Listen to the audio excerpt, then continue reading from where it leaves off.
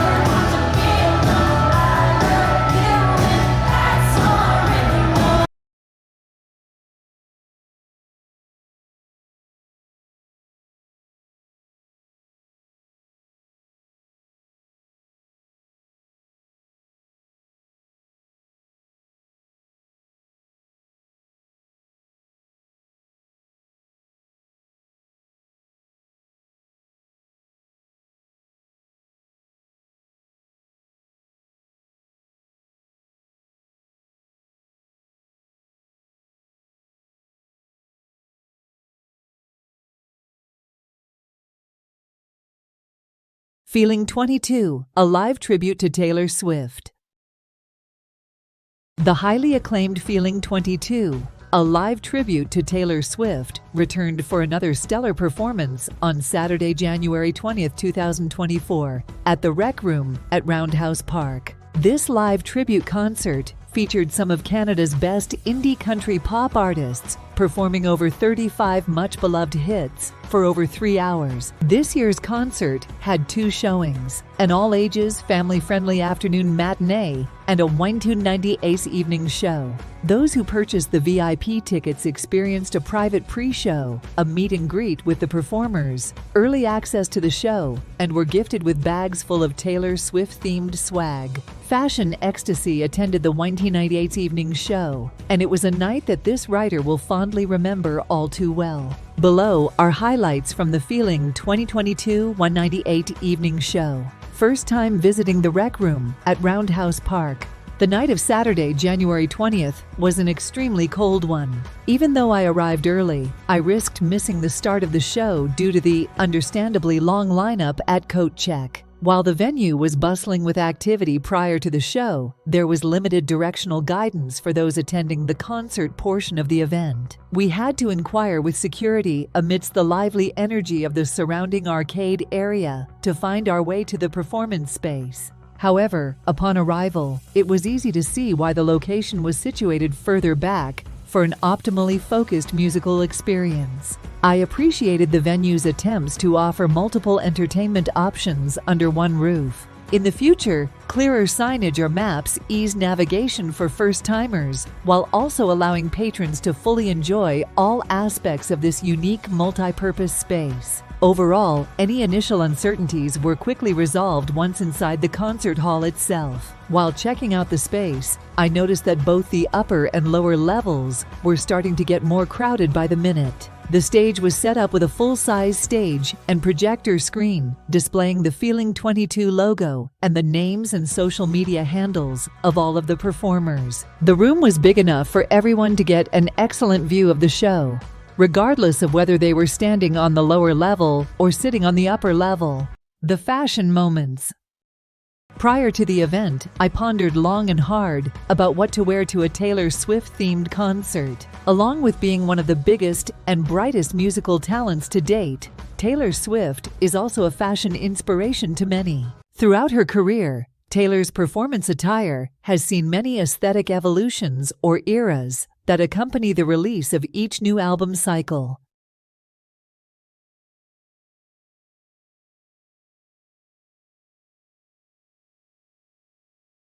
Past eras include the heart-shaped sunglasses and the popular "not a lot going on at the moment" t-shirt from her Red era and knit cardigans from her Folklore era.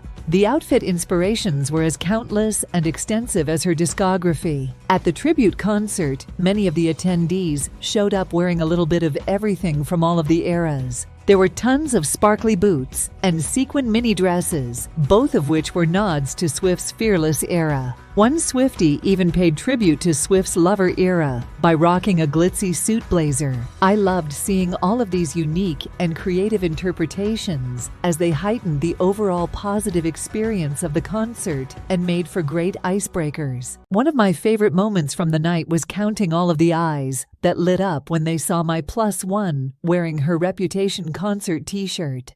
She made a lot of new friends that night. Even the performers joined in on the fashion fun, and they all looked nailed in their respective eras. The musical acts. Did you know that Taylor Swift has 243 songs to her name? That's a lot of tunes to pull out of the vault. With any tribute concert, compiling the perfect set list is an absolute must. Otherwise, the wrong song could wreck the concert's entire vibe. However, there wasn't a single dull moment during the concert, not even during intermission. The concert opened with Jessica Soul, whose sunny cover of Welcome to New York got the audience dancing and singing along.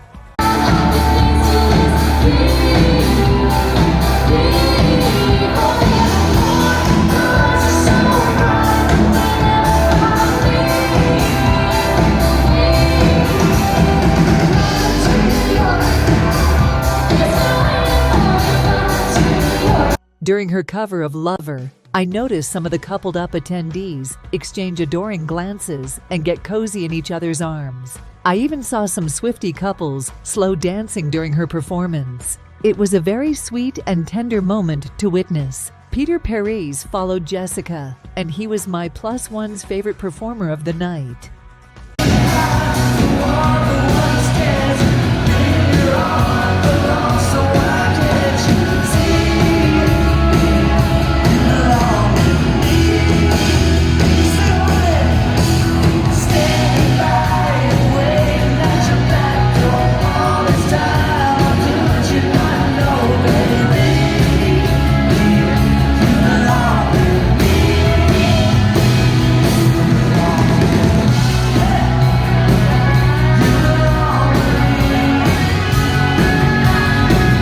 His vocals were on point. His blue varsity jacket was very reminiscent of Swift's folklore era, and the onstage charisma was off the chain. The audience went wild when he performed You Belong With Me. After his set, he was seen in the audience enjoying the concert, chatting with audience members, and cheering on the other performers, further heightening the concert's friendly and open vibe. The energy completely transformed when Jessica Towler hit the stage like a fireball in sexy red boots.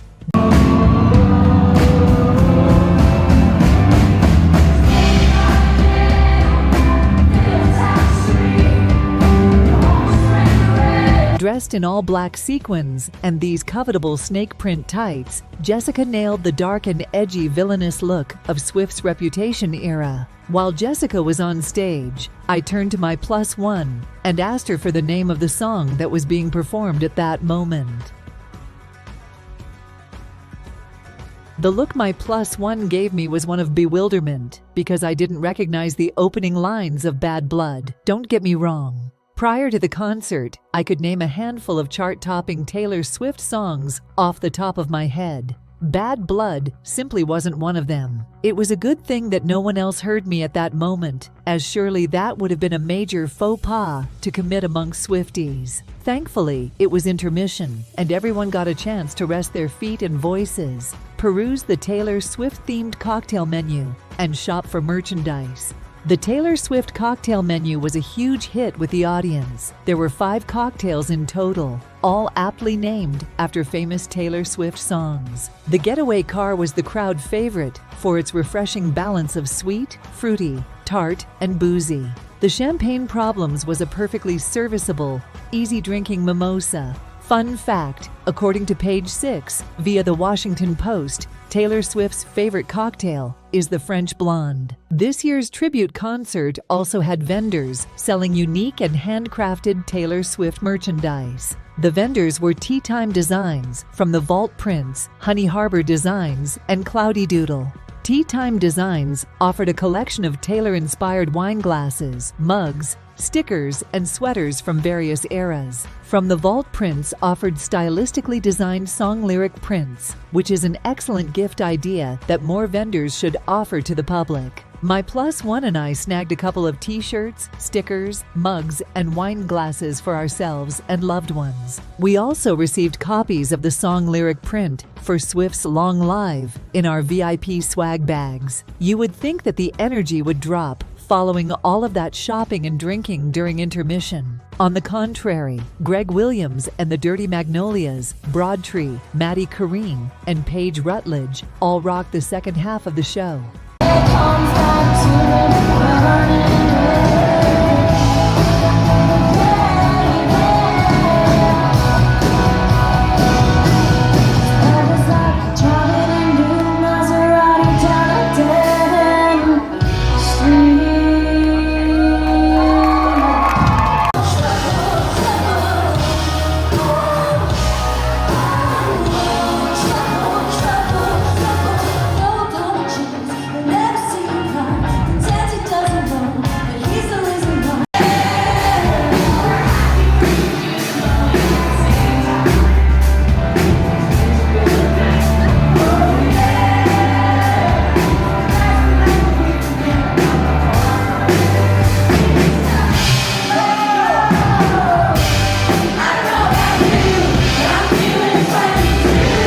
Everyone loved Broadtree's covers of Shake It Off, I Knew You Were Trouble, Mean, Me, and We Are Never Ever Getting Back Together. During their set, my plus one and I belted out the chorus to I Knew You Were Trouble, like we were the ones lamenting our past relationships with toxic ex-lovers.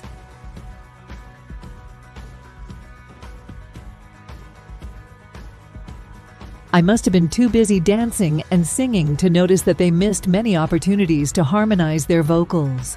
As much as my plus one and I enjoyed dancing and singing our hearts out, we were ready to slow down. Thankfully, Maddie Corrine and Paige Rutledge brought a much appreciated slow cool-down period from all of the dancing and singing. While strumming her sparkly acoustic guitar, Paige openly shared with the audience her love for Taylor Swift. At 8 years old, she discovered Taylor Swift's music, fell in love, taught herself how to play guitar, and pursued a career in country music because of her. Everyone loved hearing her play Back to December, Style, and Love Story. Encore and final thoughts. When Paige finished her set and left the stage, the crowd immediately cheered for an encore. Before one could finish saying, "Look what you made me do," all of the performers came back for one more song. The final song of the night was a lively rendition of 22. This was one of the best tribute concerts I've ever attended. From what I can recall, the only time I wasn't dancing or singing along was when I had to take washroom breaks. The entire concert was a labor of love. A love for Taylor Swift, live music, and a good party. Feeling 22, a live tribute to Taylor Swift, is definitely a concert that I strongly recommend to others, provided it returns to Toronto next year. A big thank you goes to Eric Alper and Part of That Music for such a fun night. For the full review, please click on the link in the description box below. 完整评价请看以下连结哦。And again, you're welcome. 还有不客气哦。Collaborations, or if you want to join our next event, make sure to subscribe and hit the bell and share. You can also add me online at Tinkeebellezza, Tinkeebellezza. Make sure the T is capital and send us a message first so we don't miss you. You can also add us online app by our QR code.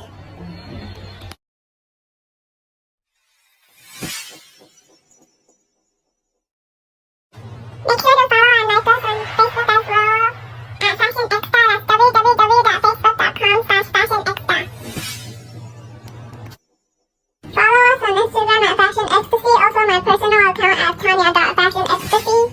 We are also on Twitter at fashionecstasy and my personal account at shutanya. HSUTANYA. For more, just visit our website at fashionecstasy.com.